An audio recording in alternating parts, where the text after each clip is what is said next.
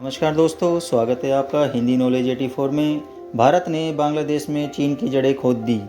खबर को विस्तार से जानने से पहले चैनल को सब्सक्राइब कर दीजिए, क्योंकि हमारे हज़ारों व्यूवर्स ने तो अभी चैनल को सब्सक्राइब ही नहीं किया है।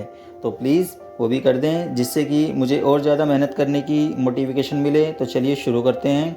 जब भी हम भारत और उसके दुश्मनों की बात करते हैं तो चीन का नाम भी आएगा, और जैसे जैसे चीन ने अपने आप को पैसे और हथियारों से ताकतवर बनाया है, वैसे वैसे ही वो अपने आसपास के देशों को परेशान भी ज़्यादा कर रहा है। फिर चाहे दक्षिणी चीन सागर में ताइवान, वियतनाम, जापान, फिलीपींस हो, या उत्तर भारत में नेपाल, बांग्लादेश या फिर भूटान जैसे देश हों, सभी को वो कैसे न कैसे प्रभावित करता आ रहा है। छोटे देशों को उनमें पैसे ब्याज पर देकर और भारत जैसे बड़े देशों को घुसपैठ करके चीन की हमेशा से कोशिश रही है कि भारत को हमेशा सीमाओं पे विवादों में उलझा के रखा जाए, जिससे कि वो और ज़्यादा जगह पर ध्यान ही ना दे लगा पाए देश दुनिया में, और खुद तरक्की करते रहे।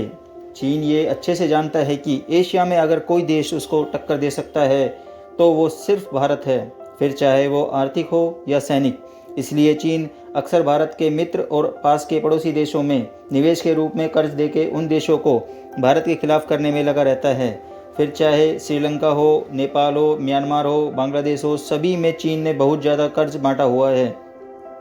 इसके बदले में वो वहाँ की कुछ ज़मीनें लीज पे लेता है अपने सैनिक अड्डों के विस्तार के लिए। भारत भी इन सबसे परिचित है, हर तरह से उसको मात देने के लिए अपने कदम उठा रहा है। अभी हाल ही में भारत और बांग्लादेश के बीच एक मैत्री तेल पाइपलाइन का उद्घाटन किया गया, जिससे कि IBFPP के नाम से जाना जाएगा। दोनों देशों के बीच सीमा पार ये पहली ऊर्जा पाइपलाइन है। इस अंतर्राष्ट्रीय पाइपलाइन IBFPP के माध्यम से असम स्थित नुमालीगढ़ रिफाइनरी लिमिटेड NRL के पश्चिम बंगाल के सिलीगुड़ी में स्थित टर्मिनल से बांग्लादेश पेट्रोलियम कॉरपोरेशन BPC के पर्वतीपुर डिपो ईंधन पहुंचाया जाएगा।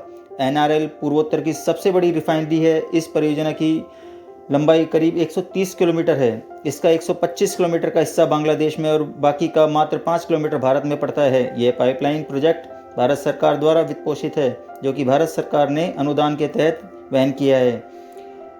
इस पे करीब 377 करोड़ रुपए की लागत बताई जा रही है, जिसपे 285 करोड़ बांग्लादेश के हिस्से में निर्मित पाइपलाइन पे खर्चा आया है। यह पाइपलाइन करीब 10 lakh metric ton high speed diesel के परिवहन की क्षमता रखती है।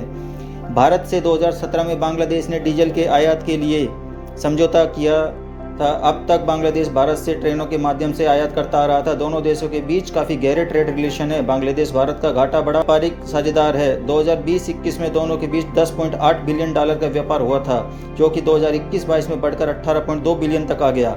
इससे खुश होकर अब बांग्लादेश सरकार ने भारत को अपने 2 बड़े बंदरगाह चटगांव और सिलहट के इस्तेमाल का ऑफर दिया है। जय हिंद।